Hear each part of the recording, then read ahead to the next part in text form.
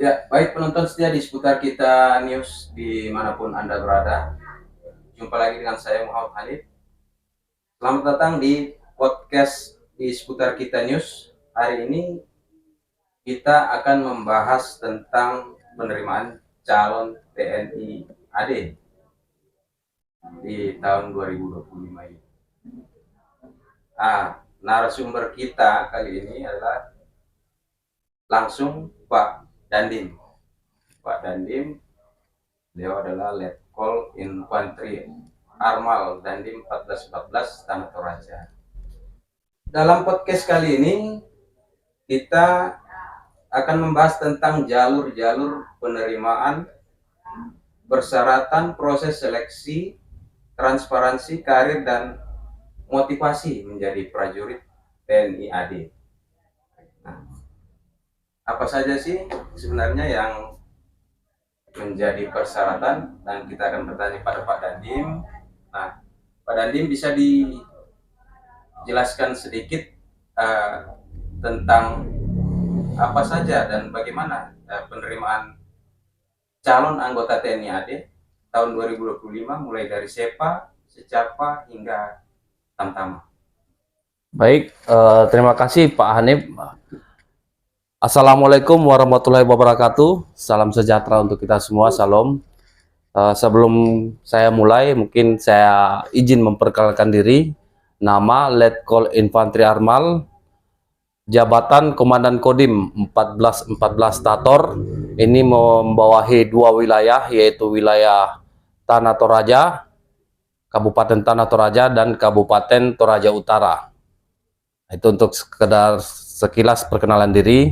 Yang berikutnya kami sampaikan untuk telah dibuka pendaftaran Bintara PK gelombang 2 dan Tamtama PK gelombang ketiga TNI Angkatan Darat.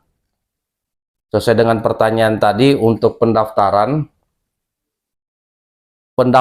untuk perwira dari contoh dari Akmil, perwira Akmil itu pendaftaran sekali setahun. Begitu juga perwira PK atau perwira lulusan dari sarjana itu sekali setahun. Kalau untuk Bintara saat ini dibuka 2 kali dalam setahun, dan Tamtama PK dibuka 3 kali atau 3 gelombang dalam 1 tahun. Untuk saat ini sudah dibuka pendaftaran Bintara PK gelombang kedua tahun 2025 dan gelombang ketiga Tamtama tahun 2025. Untuk pendaftaran sudah dibuka online sejak tanggal 11 September kemarin. Saat ini kegiatan untuk Bintara PK sudah mulai tahap pemeriksaan kesehatan. Nanti untuk kegiatan pemeriksaan kesehatan Tamtama itu nanti di tanggal 1 Oktober. Namun saat ini masih dibuka pendaftaran untuk Tamtama PK, masih dibuka sampai sekarang. Ya. Kemudian Pak Dandi, apa saja yang menjadi syarat utama yang harus dipenuhi para calon-calon pendaftar ini baik di masing-masing jalur tersebut, baik SEPA, Secapa maupun Tamtama. Untuk persyaratan, saya mungkin sampaikan dulu untuk persyaratan umum. Rata-rata untuk mulai dari perwira, Bintara, dan Tamtama itu sudah ada persyaratan umum. Yang pertama sudah pasti warga negara Indonesia. Ya. Lahir, besar, mempunyai keterangan Indonesia. Yang kedua, beriman dan bertakwa terhadap Tuhan Yang Maha Esa. Ketiga, setia kepada negara Kesatuan Republik Indonesia yang berdasarkan Pancasila dan Undang-Undang Dasar 1945. Yang ketiga. Yang keempat, ini standar berumur paling rendah 17 tahun 10 bulan dan paling tinggi 24 tahun pada saat pembukaan pendidikan. Ini persyaratan khusus untuk Bintara PK dengan Tamtama PK. Saya ulangi lagi mungkin biar lebih jelas. Paling rendah umur 17 tahun 10 bulan saat pembukaan pendidikan, dan paling tinggi atau maksimal itu umur 24 tahun.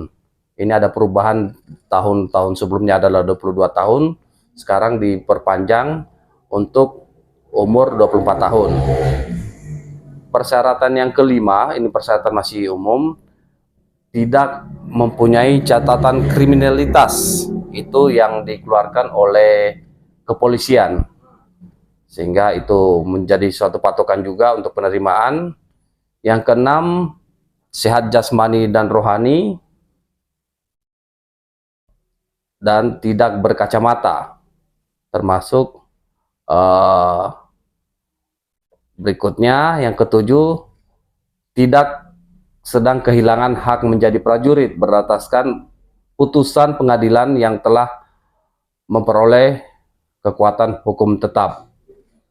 Jadi itu ada yang di posisinya tidak menjadi warga negara, mungkin karena ada kegiatan di luar. Yang berikutnya, peraturan berikutnya yang ke-8, pria bukan anggota atau mantan prajurit TNI Polri, jadi belum pernah menjadi tercatat sebagai prajurit TNI ataupun Polri ataupun PNS TNI yang belum pernah mendaftar di dalam keanggotaan.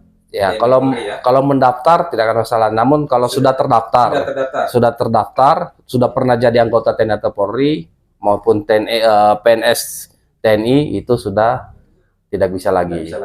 Ya, itu yang ke-8. Yang ke-9, berijazah minimal SMA, MA, SMK, baik negeri atau swasta yang terakreditasi sesuai kebutuhan. Contoh berlaku paket C, itu masih boleh.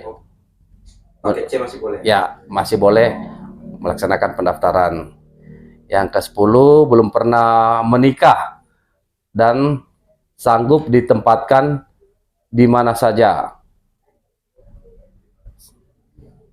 Yang berikutnya, yang ke-11, ya ini juga yang paling penting, memiliki tinggi badan minimal 163 cm bagi pendaftar Bintara dan 158 cm bagi yang mendaftar Tamtama. Itu berikutnya berat badan seimbang menurut ketentuan yang berlaku. Nah, ini juga ada perubahan, yang kemarin Tamtama standar 163, sekarang menjadi 158.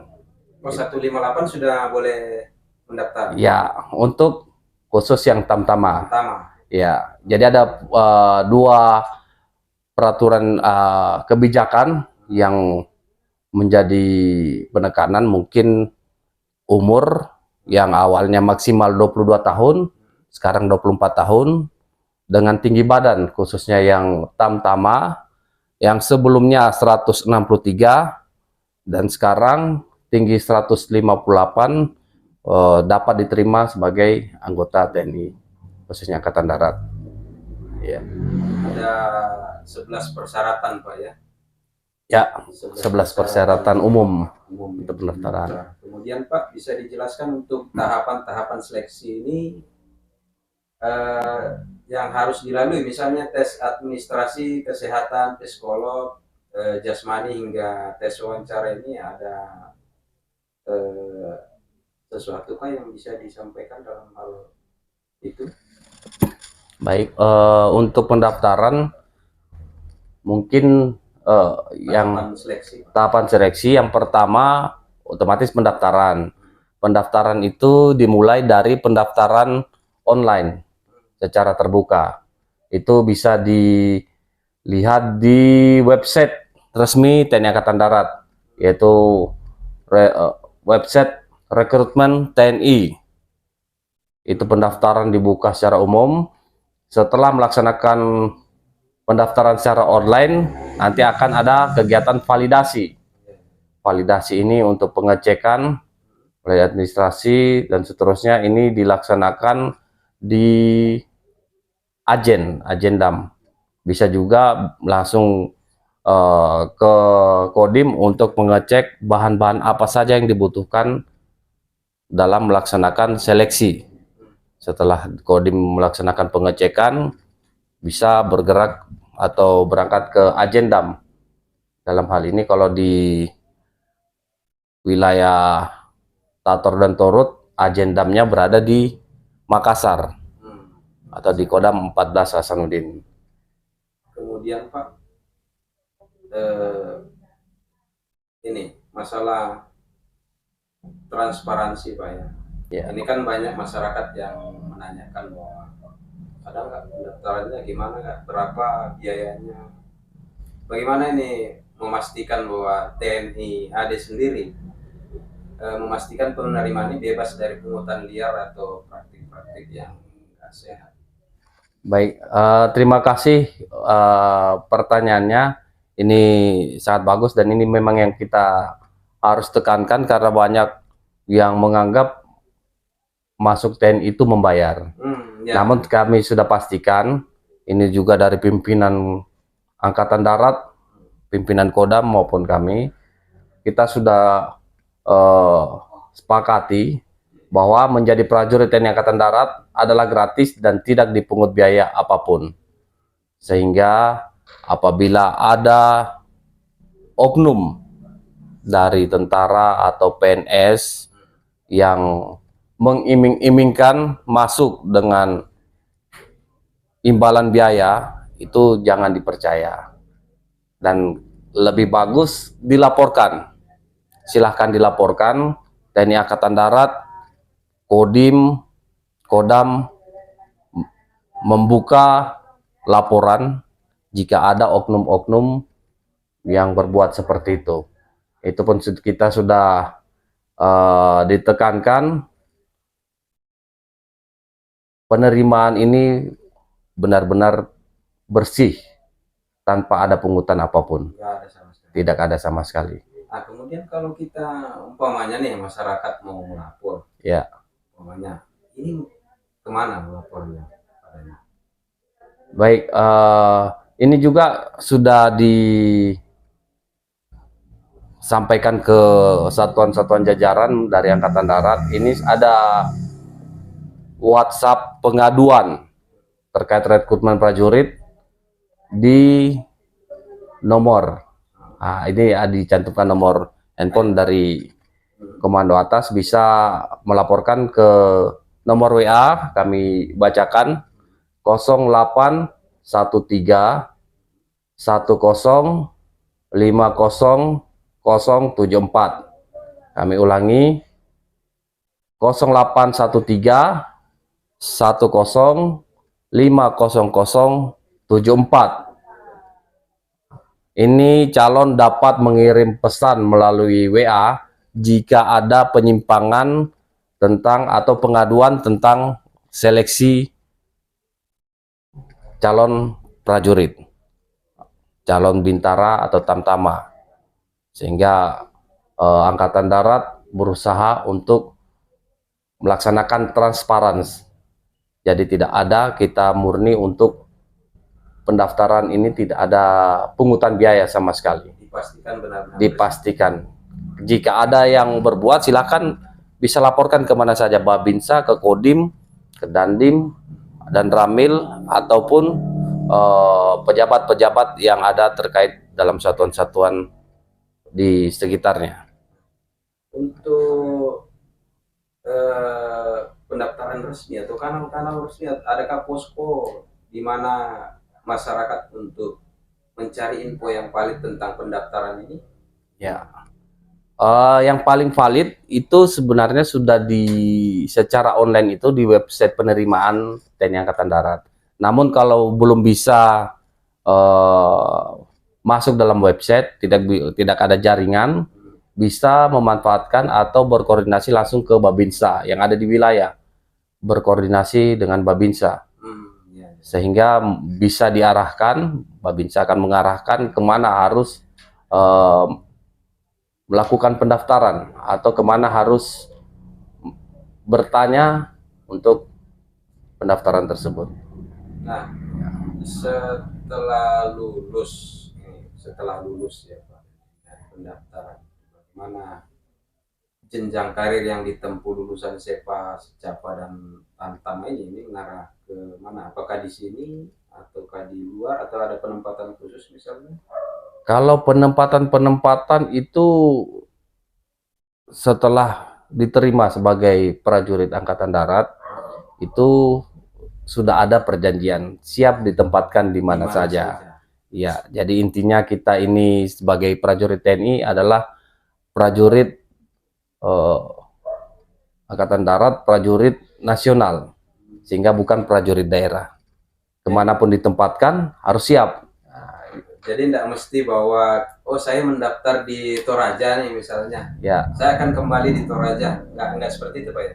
itu bisa jadi setelah mungkin akhir-akhir atau mungkin posisinya pada saat selesai pendidikan lanjutan, atau bisa jadi setelah pendidikan kembali, itu tergantung dari putusan pusat.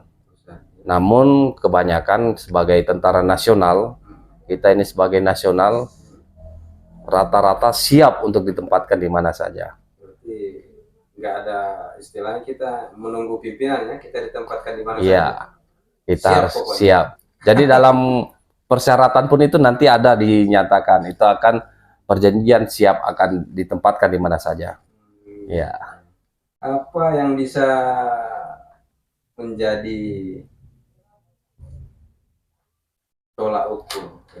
Maksudnya bahwa saya akan, umpamanya saya mendaftar, saya sudah lolos tes kesehatan, lolos tes ini, apakah bisa saya, umpamanya saya pastikan diri saya, oh saya akan lolos setelah itu, apakah ada menunggu nilai atau ada gimana itu? oh baik. Seleksi sekarang, jadi posisi setelah seleksi akan langsung diumumkan. Posisinya hari ini seleksi, mungkin sorenya diumumkan, atau bisa jadi kalau banyak personil bisa malam diumumkan. Jadi tidak ditumpuk-tumpuk jadi satu, langsung dibacakan. Nah, pada saat nanti setelah terakomodir, nanti salah satunya lagi terakhir adalah kegiatan pantohir untuk mengecek secara langsung personilnya. Jadi setelah pantohir ini Ya, secara pantohir dinyatakan lulus, baru bisa mengikuti pendidikan. Ya. Kemudian ini Pak, pesannya Bapak untuk generasi muda yang bercita-cita menjadi prajurit TNI yang masih ragu atau kurang percaya diri nih, gimana Ya. Pak? Baik, buat adik-adik mungkin yang masih ragu-ragu atau tidak percaya diri untuk mengikuti seleksi, intinya jika ingin mengabdi ke TNI Angkatan Darat, sangat bisa untuk disiapkan dari awal. Mulai dari pertama kesehatan, kita jaga kesehatan, jaga fisik, cek seleksi fisik, lari, pull up, push up, sit up, starter run. Tambahan lagi adalah renang. Itu sebenarnya kegiatan yang bisa kita latihkan. Kalau untuk kesehatan mungkin kita harus jaga, sering-sering melaksanakan check up, Olahraga. ya.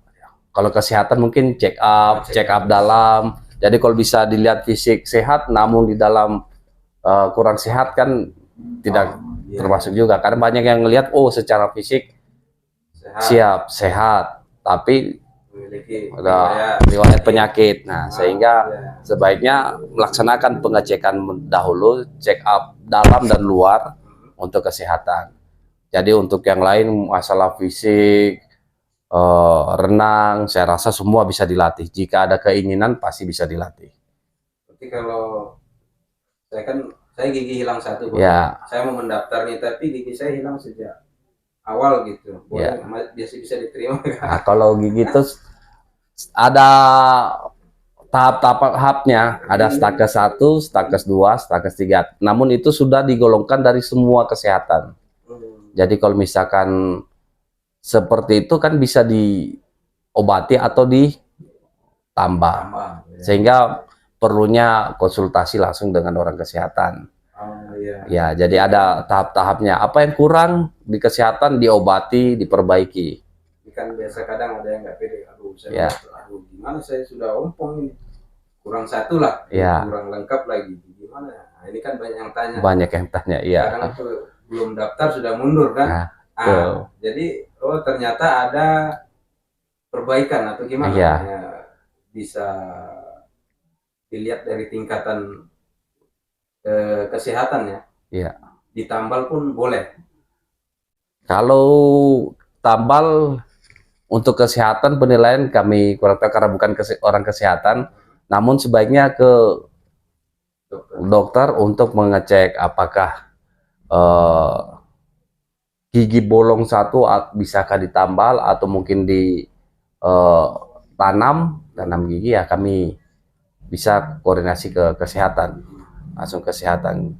Intinya kalau jika adik-adik mau jadi prajurit, sebaiknya dijaga dari sekarang. Posisinya dijaga kesehatan. Jaga kesehatan, tidak merokok, tidak minum. Ya, saya yakin jika kita hidup sehat dari awal, pasti bisa masuk. Kalaupun sudah ada kendala, laksanakan konsultasi di kesehatan. Lebih banyak konsultasi sebelum mendaftar ya. Iya. Harus mendaftar. Ada dokter khususnya di Kodim atau harus periksa ke rumah sakit? Kalau untuk perawatan kesehatan semua rumah sakit sebenarnya ada, ya. Namun untuk posisi staka 1, 2, 3, kita mungkin bisa melaksanakan kesehatan cek di kesehatan militer. Ya, namun kalau misalkan untuk kesehatan umum sebenarnya sama saja. Kesehatan umum kadang gigi gimana bisa diobati di poli gigi, mungkin ditambal, dirapikan. Saya rasa mungkin untuk kesehatannya sama semua penilaiannya ya. Kadang juga kita sehat, selama ini kita sehat, tiba-tiba kita seleksi lagi tidak enak badan atau tidak tidur, tidak istirahat, kan itu bisa berbeda dengan hasil yang sebelumnya. Sehingga memang kita harus siapkan dengan baik. Iya, intinya mungkin jika kita siapkan pasti bisa. Kita siapkan dari awal. Iya. Pokoknya sebelum masuk mendaftar harus siap lah ya. Ya, kita harus disiapkan. Siap mental atau gimana Pak? Ya, sudah pasti harus siap mental. Jadi mental terima atau tidak. Ya. Terakhir nih Pak, apa nih harapan Bapak untuk anggota-anggota calon penerimaan di anggota TNI 2025 ini, khususnya di Toraja ya, secara khusus karena kan 2 kabupaten, Tanah Toraja dan Toraja Utara, untuk menjadi prajurit profesional, tangguh dan berintegritas. Baik, kami ajak untuk adik-adik yang berada di wilayah Toraja, baik itu Toraja Utara dengan Tanah Toraja, mendaftar atau mengabdi kepada Tentara Nasional Indonesia, khususnya Angkatan Darat, itu tidak dipungut biaya. Suatu kebanggaan apabila kita dapat mengabdi kepada negara dan bangsa melalui jalur apapun. Namun kami mengajak jika adik-adik berminat atau berniat untuk mengabdi kepada negara melalui TNI Angkatan Darat, kami buka konsultasi, kami buka ruang untuk berkomunikasi apa yang harus disiapkan, dan kami sampaikan atau tegaskan sekali lagi, jika ada oknum baik TNI Angkatan Darat, prajurit maupun PNS Angkatan Darat atau pegawai negeri sipil Angkatan Darat yang memungut biaya atau mengiming-imingkan dalam mendaftar, tolong segera dilaporkan. Karena kita sudah berkomitmen pendaftaran atau calon prajurit TNI Angkatan Darat itu bersih dari yang namanya bayar membayar. Ya. Dan kontaknya nanti kita akan cantumkan di sini ya. Baik. Di sini nanti kontaknya ini nanti dihubungi misalnya menemui yang seperti Pak Dandim katakan bahwa ada pungutan, ada ini, nanti ada kontaknya, Bapak Ibu bisa dapat menghubungi kontak ini. Ya. Oke, baik Pak Dandim, mungkin masih ada yang bisa lebih disampaikan lagi atau gimana? Mungkin itu saja Pak ya. Itu saja ya. Iya. Terima kasih Pak Dandim sudah hadir di podcast kita kali ini Pak ya. Dan buat penonton dimanapun Anda berada, terima kasih telah menonton program kami podcast di seputar kita Newsnet. Kami harap informasi yang disampaikan oleh Pak Dandim tadi, Pak Letkol Infantri Armal, dapat membantu Anda memahami tentang lebih lanjut penerimaan calon anggota TNI 2025 di Toraja khususnya, karena Toraja ada dua, Tanah Toraja dan Toraja Utara ya. Dan jangan lupa untuk terus memantau podcast kami untuk informasi bermanfaat lainnya. Tetap bersama kami dan sampai jumpa di podcast kami selanjutnya. Baik.